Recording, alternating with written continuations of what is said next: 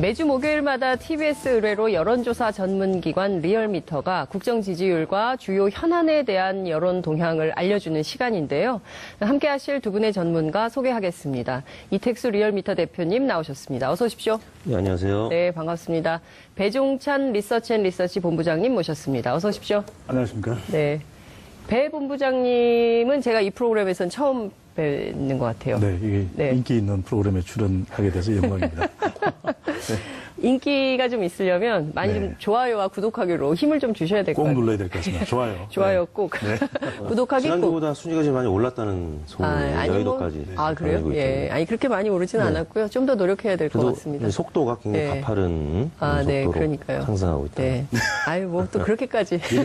믿을 만한 분석이신 거죠? 더구나 이제 배종찬 본부장 네. 나왔으니까 네, 예. 이번 주 순위가 더 오르지 않을까. 아, 네. 뭐 시청률, 청취를 끌어올리는. 또 견인차 역할을. 제가 뭐 예. 무게감은 대줄 수 있는데 시청률은 좀 지켜보겠습니다. 네. 많이 도와주십시오. 예. 배 본부장님은 헤어스타일 때문에 굉장히 인기가 많으실 것 같아요. 그렇죠. 예. 이제 여의도에 네. 찰리신이라는 별명을 갖고 있는데 오, 또 찰리 씨. 배광 통키, 네, 그다음에 배광 또 아까 통키. 무슨 얘기했죠? 잔디 인형인데 예. 잔디 인형. 찰리 씨는 모르는 분들이 많을 것 같습니다. 예. 예전에 이제 예. 젊었을 때 잘생겼다가 상당히 또 인기 아. 있었던 배우인데 네. 플래툰이라는 영화에 아마 나왔던 거예요. 제가 기억이 명치는 않은데 네. 뭐 저하고 뭐 비슷하다고 이렇게 네. 근데 젊을 때 사실은 제가 봤기 때문에 네. 이택수 대표께서 하도 주장을 하셔가지고 제가 저는 알겠습니다. 찰리 씨는 아니고 네. 내일 모레 신이다. 죄송합니다. 네. 내일 모레 쉰이다. 네. 아, 알겠습니다. 내일 모레 쉰. 이걸로 정리하기고요. 제가 보기엔 잔디 인형이 제일 정확한 것 채택하겠습니다. 네. 라는 생각이 좀 듭니다. 저희가 심각한 얘기를 좀 해야 돼요. 네. 사실 이번 주 한 주간 가장 전국을 뜨겁게 달궜던 이슈이기도 합니다. 국정농단만 있는 줄 알았더니 사법농단이 네. 있었다. 어제 물론 이 김명수 대법원장께서 직접 사과를 하긴 했지만 좀채 사그라들지 않고 있습니다. 특히 네. 판사들 입장에서는 개인 이메일까지 전부 들여다본 네. 거거든요. 도대체 개인 이메일을 어떻게 법원 행정처에서 주소는 알 수 있지만 네. 비밀번호는 알 수 없는 거잖아요. 근데 어떻게 이런 것을 다 확인을 했을까? 네. 굉장히 꼼꼼하게 성향 분석을 했는데 블랙리스트가 없다? 이건 좀 이해할 수 없는 거 아닌가라는 생각이 좀 듭니다. 우선 어떻게 보셨어요? 두 분께서는? 적법하냐 또는 아니면 네. 문제가 불법적 소지가 충분히 있느냐 말씀하셨던 대로 이것이 사실상 이 사법부의 독립하고도 연관되는 문제거든요. 그렇습니다. 국민들이 사법부에 대한 신뢰를 보내는 이유는 그만큼 독립적이고 다른 네. 외압을 받지 않는다라는 것인데 사실 미국도 건립될 때 제일 중요한 기둥이 바로 정의의 기둥이다. 그래서 사법부를 강조하지 않았습니까? 그렇습니다. 연방 대법원에 대해서는 네. 영향을 못 주도록 되어 있는 것이고 특히 이제 이메일 해킹이라는 것은 기술적으로 전체적으로 총괄하는 이 기획이 없었다는 사실을 네. 알 수 없는 것 아니고 들어가서 이메일 내용을 볼 수가 없는 것이죠. 지금 이 트럼프 대통령, 미국, 우리하고 다른 나라의 일이긴 합니다만 네.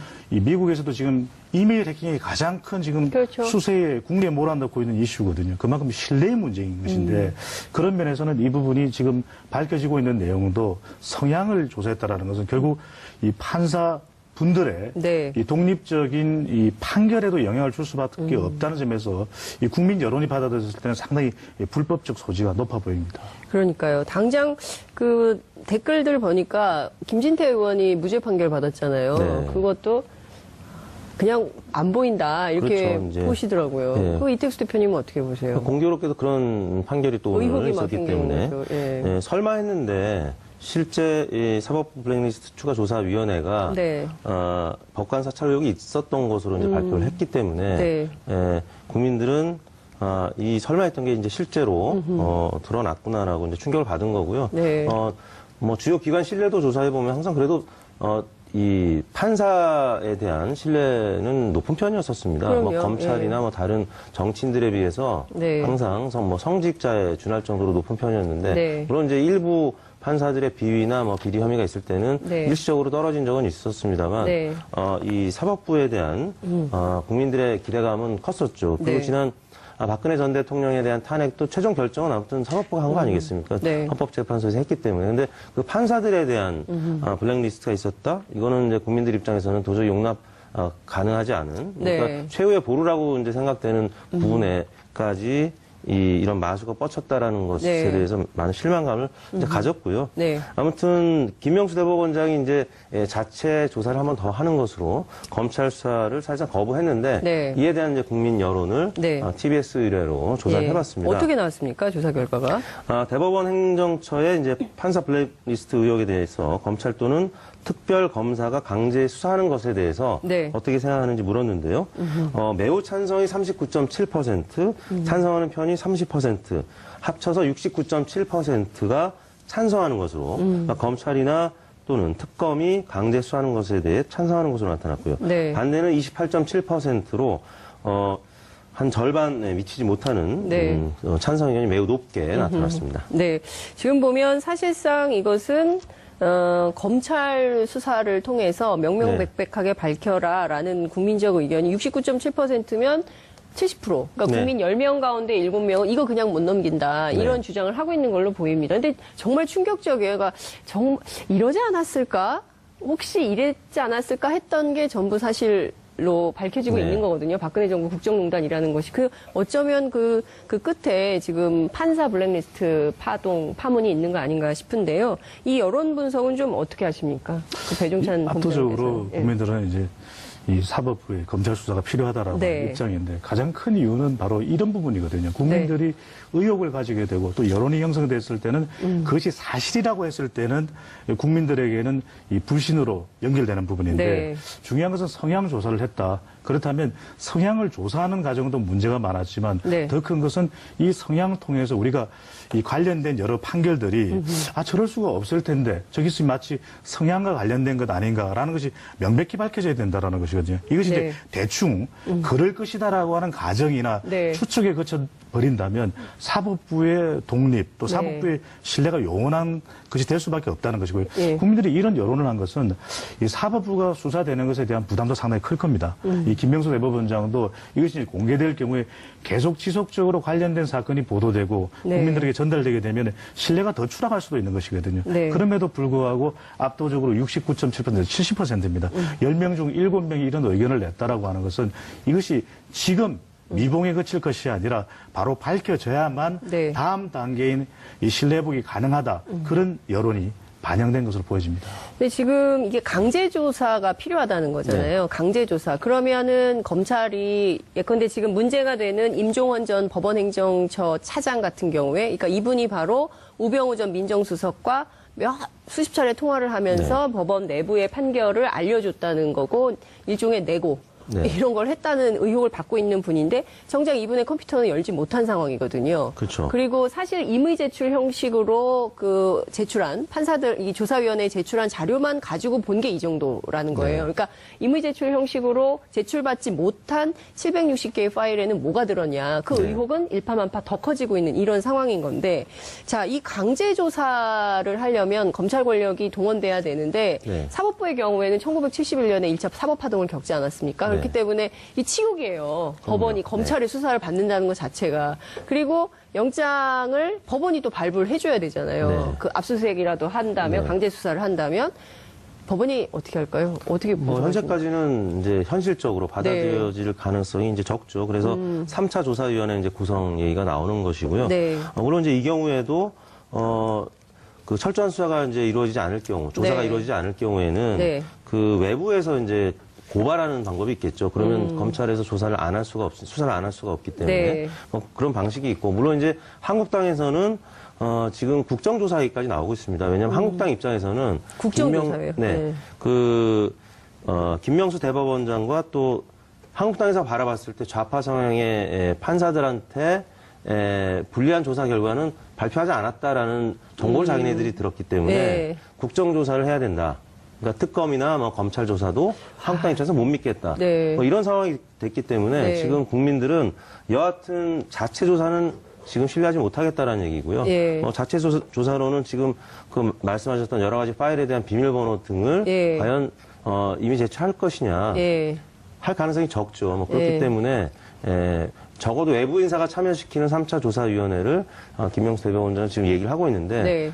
외부에서는 그다지 신뢰하지 않고 곱지 않은 것 같습니다. 근데 말씀 주신 대로 하시면 이게 지금요 완전히 정치 싸움 비슷하게 되지 않을까요? 그러니까 이를테면 세월호 특조위가 진실을 밝히는 것보다는 여야 간에 막 그 쟁점 네. 가지고 다투느라고 진실을 밝히지 못했던 것처럼 또 제3의 기관이 제3의 관계자들이 네. 들어오면 진실을 밝히는 것보다는 정치권의 흙탕물 싸움이 될 가능성이 있지 않을까요? 배 본부장님 어떻게 보세요? 바로 그 부분이 지금 여론이 네. 이런 결과로 나타나는 걸로 보여지는데 네. 강제 수사를 이야기하고 있거든요. 네. 그래서 정작 이 대상인 이 법원의 대법원장이 김명수 대법원장은 상당히 부담을 느끼고 있는 발언들을 하고 있지 않습니까?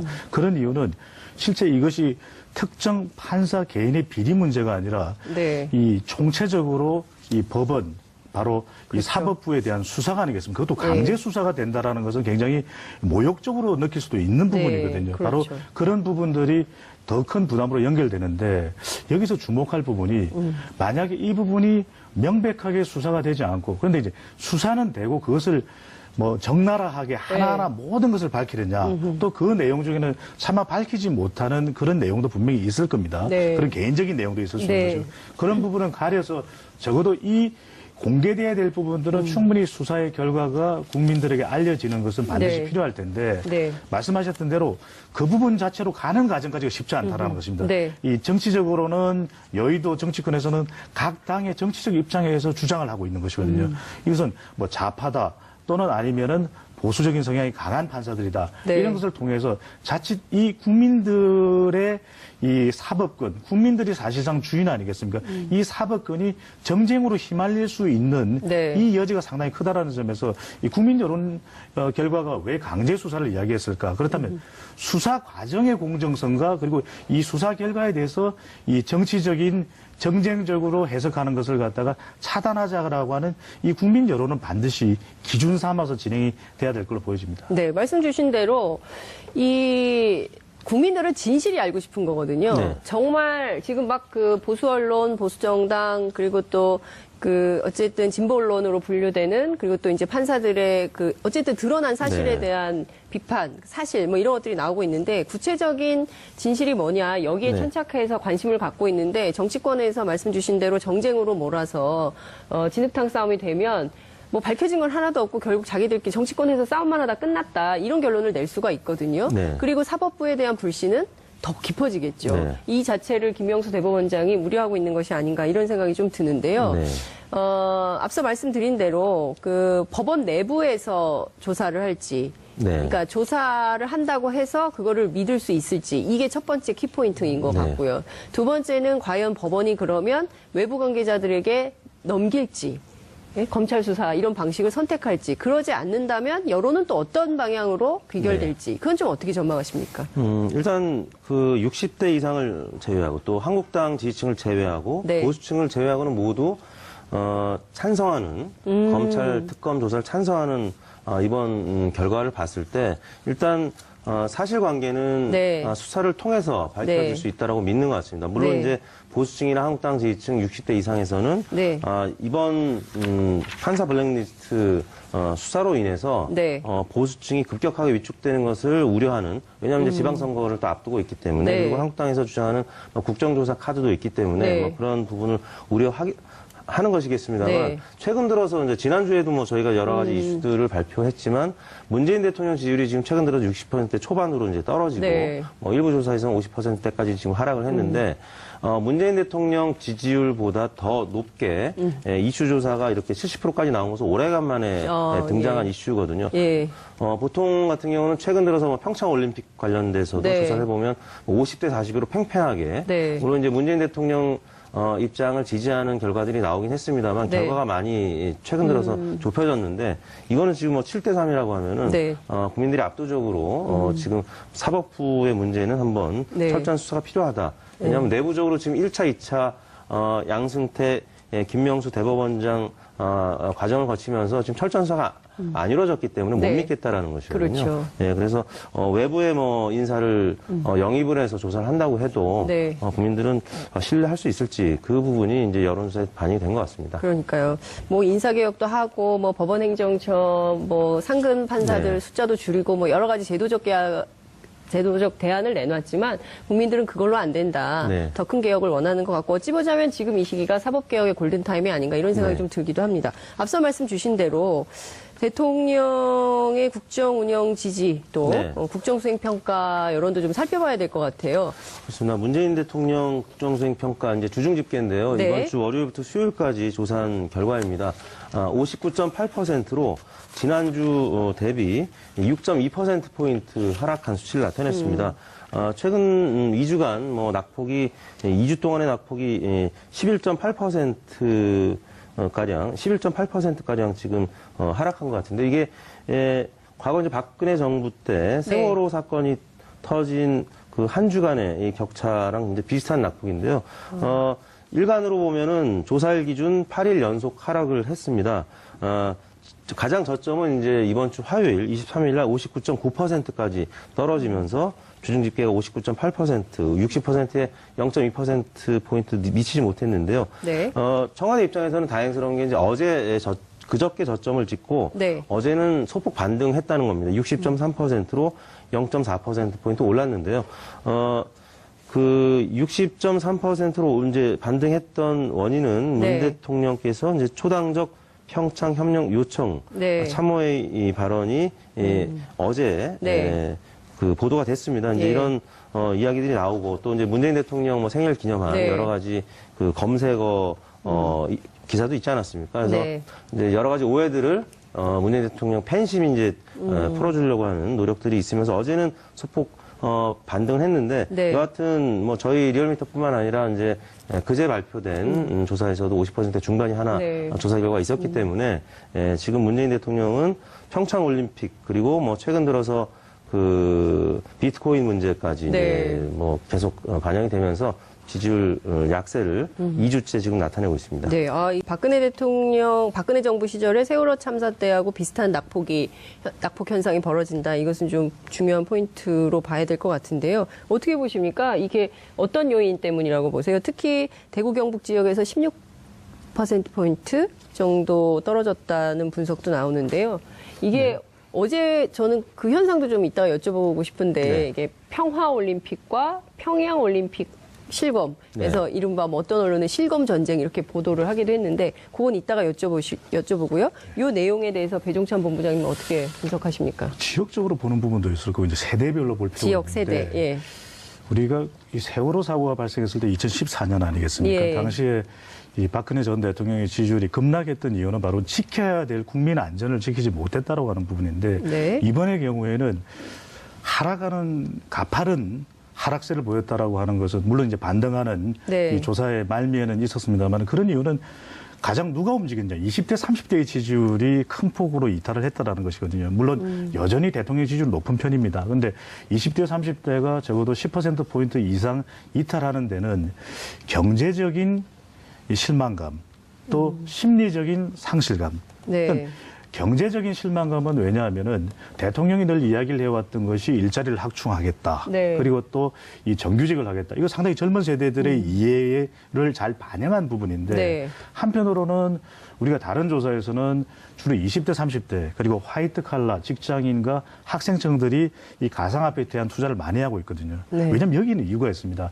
우리가 부동산 관련된 조사 결과를 보면은 네. 우리 국민들이 가장 열광하는 재테크 방법은 부동산입니다. 그런데 20대, 30대가 돈을 벌어서 지금 천정부지로 지소선 부동산을 사서 이 돈을 불릴 방법은 없는 것이거든요. 네. 그렇다면 이들에게는 고위험, 고투자의 형식도 잘 모르는 주식 투자도 어려운 것이고 네. 가상화폐를 보면 뭔가 미래지향적이고 이것이 하나의 새로운 전기를 마련할 수 있는 경제적인 디딤돌이 될 수도 있다라고 여겨지는 것이거든요. 네. 그렇지 않다면 그만은 이 20대, 30대들이 투자를 안 했겠죠. 그렇다면 바로 이 부분에 대해서 좀 더 명확한 규제라면 규제를 내놓는다면 이해가 될 텐데 네. 정책적인 소통을 충분히 하지 못했던 것이 이 경제적인 실망감으로 연결된 부분이 있고요. 네. 또 한편으로는 심리적인 상실감은 그런 것입니다. 20대, 30대들이 줄곧 이야기해 오는 것이 지난 탄핵 국면, 적폐청산이 기득권이 해도 너무했다. 네. 우리 국민들이 가져가야 될 이해를 앗아갔다라는 것이었거든요. 그래서 불공정에 대한 촛불은 예, 아니겠습니까? 문제의식이 컸죠. 공정하게, 평등하게, 네. 정의롭게 바로 이 문재인 대통령의 취임 일성이었는데 네. 그런 만큼 남북 단일팀 구성도 중요한 이 부정평가 이유로 꼽혔다라는 것이거든요. 그 이유는 이것이 이 특정 팀의 기회를 박탈한 것이 아니라 일종의 같은 세대의 또래 집단의 이 동조화 현상이 발생을 하게 네, 되는 겁니다. 왜 그 사람들의 기회는 앗아가면서 이 대구 경북에는 명분을 가져오는 것이 대통령이 그들의 이 젊은 세대들이 팀에 더 많은 기회를 가지는 것에 대해서는 더 충분히 설명하지 않으면서 네. 현송으로는 왜 이렇게 각광을 받느냐. 스포트라이트. 이것이 이제 보수층이 그동안에는 샤이 보수로 밀려 있었는데 일종의 역-샤이 보수 현상. 역샤이. 역-쉐임 보수 현상이 나타나는 것이거든요. 예. 왜냐하면 이 박근혜 전 대통령이나 지금 여러 가지 논란이 되고 있는 이명박 전 대통령에 대해 비용은 할 수 없지만 네. 저도 안보 문제에 있어서 이건 정부가 남북 경협 기금을 쓰더라도 또 이 올림픽에 대한 것은 우리 국가에 대한 상징성도 큰데 이것을 한반도기로 밀어붙일 일이냐 네. 이러면 설득력이 있어지는 것이거든요. 적어도 중도 보수층 이들에게는 좀 더 보수적 성향이 강한 메시지를 전달했다라는 점에서 대구 경북은 또 똘똘 뭉치게 됐던 것이죠. 어쨌든 이제 중요한 포인트는 비트코인 문제부터 시작해서 그리고 남북 국가대표 단일팀 문제 뭐 이런 부분에서 어쨌든 남북 관계는 너무 급박하게 추진이 되고 그러니까 정부가 충분하게 설득하지 못한 포인트가 조금 국민들 입장에서는 왜 우리 국민들의 기회를 박탈하는 거야라는 반론 혹은 또 비판 이런 것이 가능한 여론 시장을 만들었다. 이렇게 말씀을 좀 주신 걸로 이해를 할 것 같고요. 비트코인 문제는 정부가 어찌됐든 이게 투기 광풍에 대해서는 규제를 하겠다는 확실한 입장을 보이고 있기 때문에 근데 이제 이것이 아파트 문제하고 연동돼서 막 이렇게 하면 굉장히 복잡해지기 때문에 그거는 조금 접어두기로 하고요. 앞서 말씀드린 대로 그 얘기를 좀 해보죠. 그 평양올림픽, 평화올림픽이 이제 쟁점이 되고 있거든요. 그 막 실검 1, 2위를 다투고 그래서 정현 선수가 20위권으로 막 내려가고 뭐 이랬었다 뭐 이런 얘기가 나오고 있는데요. 이택수 대표께서는 그 현상은 좀 어떻게 분석하셨습니까? 그동안에 이제 청와대 입장에서는 문재인 대통령 입장에서는 좀 억울한 측면이 있었죠. 그 보수 언론에서 좀 과도하게 이 남북 단일팀 네. 구성과 관련된 평가절하나 또 잘못된 정보에 대한 비판이 있었습니다. 이제 그랬기 때문에 문재인 대통령 맞아요. 지지율을 계속 이제 떠받쳐왔던 예. 문재인 대통령 이 고정 지지층, 핵심 지지층들이 직접 검색어 네. 또 이벤트까지 벌인 것 같은데요. 네. 문재인 대통령 지지율이 지금 이제 59.8%까지 떨어진 이유가 지금 20대가 이제 67%의 지지율로 떨어졌습니다. 원래 20대 같은 경우는 80%를 넘는 네. 굉장히 높은 지지율을 보였었고요. 30대도 이번 주 주중 집계가 66.9% 비슷합니다. 네. 67%의 20대와 비슷한 수준이고요. 네. 40대가 68.8%, 네. 20, 30대가 공이 60대 후반으로 떨어졌거든요. 원래 이제 80%대를 공고하게 유지했던 계층이 20, 30대였는데 2, 3, 4. 예. 남북 단일팀 구성 과정에서 네. 어떤 가장 큰 영향을 지금 받은 거고요. 네. 이제 논외로 하기로 제가 보기엔 했습니다만 이거는 네. 지금 이낙연 총리 발언이 잘못돼서 그런 거 아닌가요? 그것도 영향을 미쳤겠죠. 워낙 우리가 경쟁 사회가 치열한데 그리고 그것 때문에 지쳐 있는 젊은 세대가 네. 거의 무슨 어차피 메달권 받기인데 그 단일팀 구성하면 어떠냐라고 해서 그런 게 오히려 더 네. 그 영향을 크게 미친 것은 아닌가. 메시지와 관련된 부분인데 네. 바로 그런 부분에서 좀 이제 이야기를 경청하는 것에 대해서 그동안 이 2030 세대들이 문재인 대통령을 전폭적으로 지지를 해왔던 부분이거든요. 그것은 이제 문재인 대통령이 먼저 판단하고 주장하기에 앞서서 네. 이야기를 듣고 수렴하고 네. 이것이 국민의 여론이다라는. 남북 관계는 지금 그렇게 할 만한 시간이 없었다는 거 아니겠어요? 그렇죠. 이택수 대표님? 물론 그렇습니다. 그런데 네. 이제 젊은 세대들의 이야기는 그런 부분들을 이제 정부에서는 이미 결정을 한 상태에서 전달을 해버리기 때문에 네. 그것이 상당히 근데 부정적으로. 이거는 진짜 어려울 네. 것 같아요. 왜냐하면 외교적으로 남북 그렇죠. 대화를 하고 있는 상황이기 때문에 네. 국민들에게 먼저 설득하고 사실 우리 네. 이렇게 움직이고 있거든요 라고 말하기가 말할 수가 어려운 없었죠. 외교 현안은 좀 그런 측면이 네. 있어서 정부가 이거를 막 빠르게 이렇게 네. 속도감 있게 하지 못한 측면이 문제가 있었다라는 지적은 이해할 수 있을 것 같고요. 이 말씀을 계속 이어서 해주시면 네. 그리고 이제 20, 30대는 뭐 그런 측면이 작용했다고 보고요. 뭐 비트코인은 일부 반영이 된 것 같고요. 네. 그러면 그 5, 60대 보수층에서는 네. 지난주부터 계속돼 오고 있는 이명박 전 대통령에 대한 수사 네. 필요성 또 검찰 조사 과정에서 네. 문재인 대통령이 지난주에 박수현 대변인을 통해서 이제 네. 분노라는 표현을 써가면서 네. 직접적인 대응을 했다라는 측면에서 특히 이제 보수층이나 60대 이상 계층에서도 많이 빠졌거든요. 근데 이제 그 이명박 전 대통령에 대한 적폐수사는 여론조사 해보면 뭐 예전에 60, 70% 이상 다 공감을 합니다. 네. 근데 이제 이명박 전 대통령이 직접 지난번에 바레인 출국할 때도 공항 성명을 발표했었고 네, 네. 이번에도 이제 개인 사무실에서 발표를 했는데 그럴 때마다 이명박 전 대통령을 지지하는 계층이 결집을 했거든요. 보수층도 뭉치고 한국당 지지율도 그 당시에 일시적으로 올랐습니다. 작년 예. 바레인 출국할 때도 일간으로 보면 자유한국당이 당시 리얼미터 조사에 네. 따르면 10월 13일경이었는데 일간으로 20%를 살짝 찍은 적이 있어요. 네. 그러니까 12일 날 출국하고 그 다음에 저희 네. 일간으로 봤을 때 한국당 지지율이 올랐단 말이죠. 반면에 문재인 대통령 지지율은 그 민주당 지지율은 살짝 약세로 돌아서고 네. 이번에도 마찬가지였습니다. 이명박 전 대통령이 뭐 기자회견 형식의 네. 성명을 발표하고 박수현 대변인이 그 다음에 직접 네.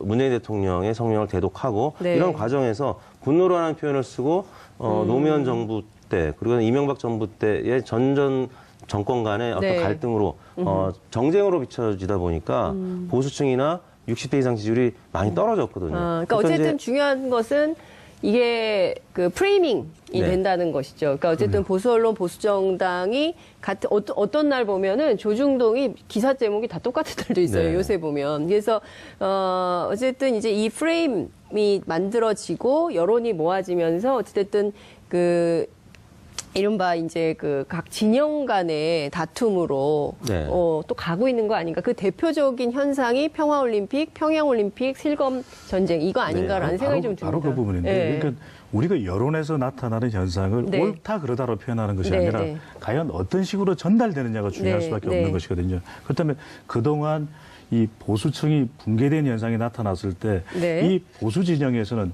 보수 성향이 강한 우리 국민들 쪽에서는 박근혜 전 대통령, 이명박 전 대통령을 비호할 수는 없는 것이거든요. 네. 명백한 잘못들이 또 알려져 있고 그렇죠. 또 계속 진행 중에 있고. 근데 반면에 이 보수층들이 가장 결집을 할 때 하나의 이 뭉칠 수 있는 계기가 되는 것이 안보 이슈거든요. 네. 말씀하셨던 대로 이것이 평화올림픽이고 또 한 글자가 틀립니다. 네. 평창올림픽. 이 평창올림픽이라고 하는 것이 이제 정부에서 강조하고 있고 우리가 이 일반적으로 생각해 볼 때 일반적이라는 것은 우리가 그냥 일반적인 상식의 기준에서 생각을 해 본다면 네.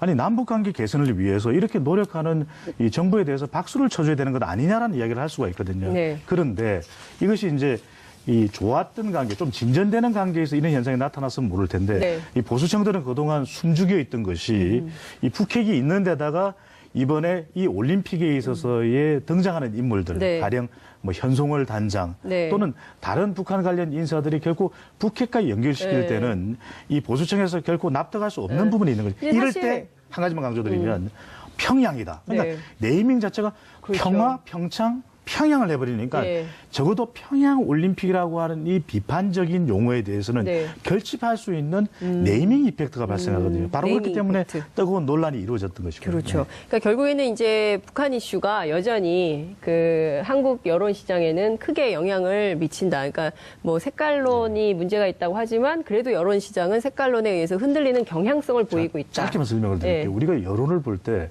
정말 내가 보수라고 하는 기준이 있느냐 그렇지 않다라는 겁니다. 왜냐하면 보수를 어떻게 설명할 겁니까? 그럼 네. 진보는 뭡니까? 진보는 문재인 대통령을 지지하는 이유만 놓고 진보라고 할 수 있으면 그건 아니거든요. 근데 이 진보냐 또는 보수냐를 이야기할 때 가장 많은 기준이 되는 것이 북한 문제입니다. 안보 이슈. 예, 안보 이슈에 대해서 좀 이 평화적이고 네. 좀 더 이런 접근을 하게 될 경우 또 강경한 입장을 할 경우에는 이제 보수다 이렇게 네. 이제 구분을 많이 하게 되거든요. 그런 만큼 평양 올림픽이라는 것이 이럴 때 네이밍 현상이 근데 발생하는 사실 것이죠. 그 토마스 바우 IOC 총재가 그 평양 올림픽이 국내에서 굉장히 논란이 되는 것에 대해서 상당한 불쾌감을 표현했다 그래요. 네. 평창 올림픽을 잘 치러야 되는 것이 사실은 IOC의 그렇죠. 목표이기도 네. 한데 국내 정치가 계속 이런 거 가지고 잡음이 생기니까 네. 국제올림픽위원회 차원에서도 굉장히 뭘 이런 걸 가지고 이렇게 네. 소란스럽게 네. 하냐.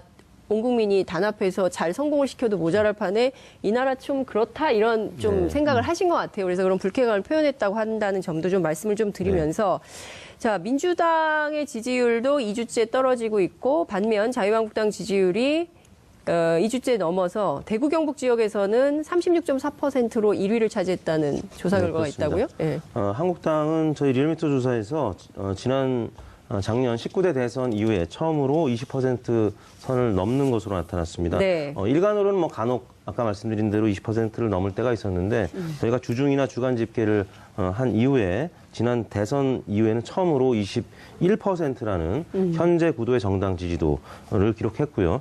반면에 민주당은 2.2%포인트 하락해서 네. 지난 19대 대선 이후 최저치를 기록했습니다.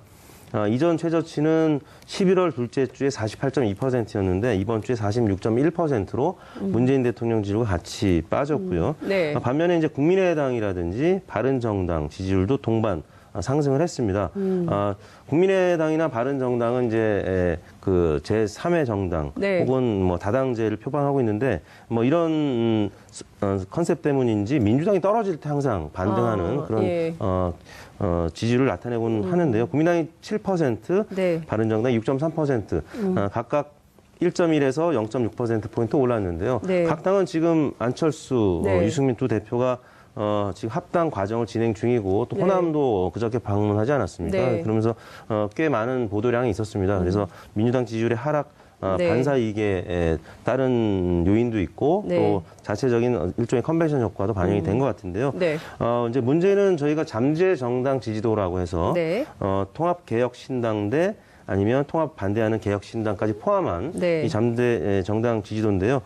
민주당과 한국당은 이제 비슷합니다. 44.7대 20.3인데 20.3. 예, 통합개혁신당이 지난주 대비 12.7%로 2.8%포인트 올랐습니다. 물론 이제 그 국민의당 자체적으로 발표한 네. 여론조사 결과에 따르면 통합개혁신당이 한국당을 앞서는 결과도 나오긴 했는데요. 예. 저희가 이제 매주 지금 트래킹을 해서 네. 추이를 말씀드리는 이 지수를 보면은 통합개혁신당이 아무튼 지난주 대비 2.8%포인트 올라서 12.7%를 기록했고요. 네. 정의당이 6.1, 그 다음에 통합반대 개혁신당. 네. 지금 뭐 민주평화당이라고 민주평화당. 하기로 예. 했죠. 거기는 3% 정도로 나타났습니다. 오늘 아침 TBS 김어준의 뉴스공장에서 박지원 전 대표는 4%라고 네네. 말씀하셨는데 지난주에는 4%였습니다. 지난주에는 4%, 이번 주는 예. 3% 떨어졌네요. 조금 빠졌습니다. 통합개혁신당이 좀 오르면서 네. 좀 빠졌습니다. 뭐 3%도 4% 정당의 지지율에 큰 차이가 있는 것은 네. 아니고 적어도 이제 두 자릿수 예. 이상의 지지율은 보여야만 두 자릿수 그러니까 10% 이상은 돼야만 이 정당으로서의 외연 확대에 대해서 좀 더 탄력을 받을 수가 있다라는 네, 것이거든요. 네. 그런 점에서도 보면 왜 이 국민 플러스 바른 이른바 통합개혁신당이 이 초반에는 이 움직임, 통합의 움직임이 있는 초반에는 지지율이 이 자유한국당을 넘어설 정도로 그런 결과가 네. 나올 정도로 이 시너지 효과가 있는 것으로 나타났는데 최근 이것이 바뀐 가장 큰 이유는 이 통합에 있어서는 몇 가지 중요한 요소들이 있거든요. 네. 왜냐하면 구성원들, 그러니까 정당의 구성원들도 이 유기적으로 잘 결합이 돼야 되지만 네. 지지층들도 결합이 돼야 됩니다. 그러기 위해서는 좀 더 그것이 유기적으로 잘 결합돼서 1+1이 오히려 2가 아닌 네. 2.5가 되기 위한 정제 작업이 필요하거든요. 이념적으로도 좀 소통을 더 해야 되고 네. 정책적으로도 좀 잘 튜닝을 해야 되고 근데 그런 부분들이 사실 아주 급박하게 이루어진다라는 것이. 그러니까 네. 우리 정치를 보면은 이 앵커께서 말씀하셨던 대로 뭔가 조급하게 하게 되면 상당히 여기에 대한 반발, 부작용이 네. 나오는 것이거든요.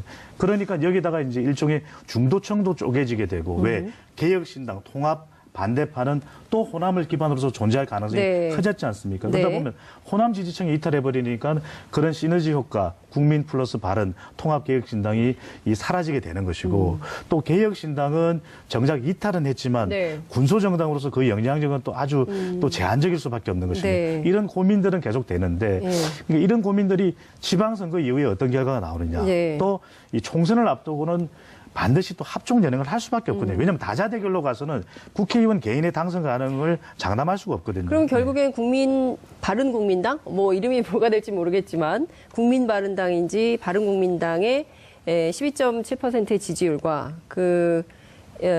자유한국당 20.3%가 합치면은 한 34% 정도 되는데 이렇게 해서 보수의 유권자들이 하나로 합쳐서 선거연대를 통한 방법으로 전략으로 어쨌든 이제 진영 대결로 갈 가능성이 높다 이렇게 보시는 건가요? 그렇지는 않습니다. 그건 아닌가요? 그건 다른 문제인데 예, 예. 그러기 위해서는 적어도 더 많은 어떤 정치적인 역정들이 있어야 되는 것이거든요. 네. 왜냐하면 자유한국당 또 이 국민 플러스 바른 통합개혁신당 가칭인데 상당히 성격이 다릅니다. 네. 문제는 뭐냐면 이렇게 결합한다고 해서 지지율이 더 올라가는 것이 아니라 네. 1 플러스 1이 2가 아니라 오히려 1.5가 될 수도 있는 것이거든요. 네. 또 자유한국당과 그리고 통합개혁신당 가칭 이 경우에도 정책적인 성격이 상당히 다를 수밖에 없습니다.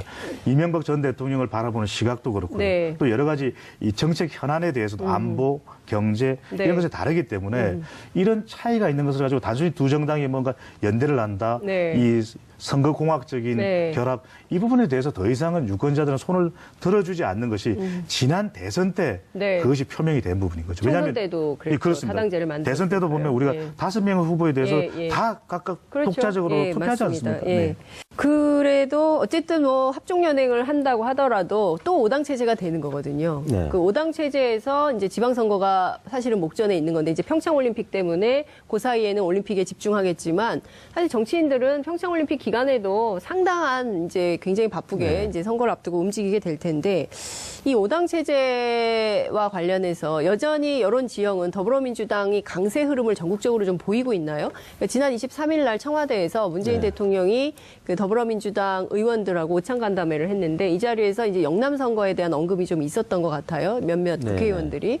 그래서 사실 영남 선거가 잘 되면 민주당이 지방선거에서 승리하는 것이다. 네. 이런 얘기도 나왔다는 언론 보도가 오늘 아침에 있었는데요.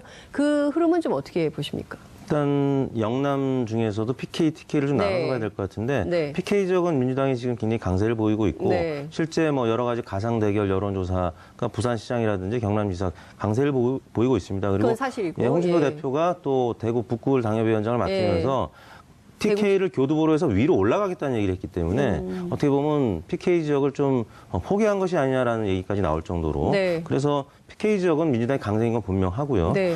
지금 이 5당 구조 체제로 만약에 선거가 치러진다고 하면 네.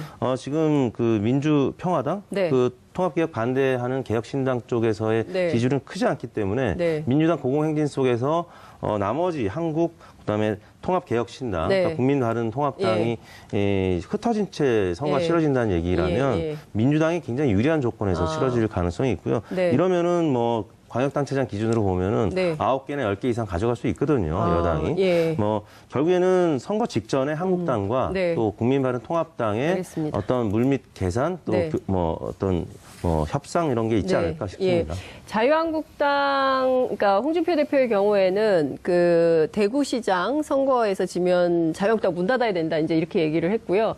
그 23일 오찬에서 몇몇 민주당 의원들이 영남 선거 승리로 자유한국당 문 닫게 해야 된다. 이렇게 약간 문 닫는 논쟁이 또 벌어질 것 같아요. 간단하게 말씀 부탁드릴게요. 아유, 시간이 다 됐네요. 예. 네, 이게 선거에서 이제 왜 자기들 네. 지지층을 결집하기 위한 그런 네. 정치적인 발언으로 보여지고요. 네. 부산이 가장 중요할 걸로 보여집니다. 부산이 키포인트다. 알겠습니다. 다음 주에는 부산 얘기를 중점적으로 한번 해볼까요? 오늘 말씀은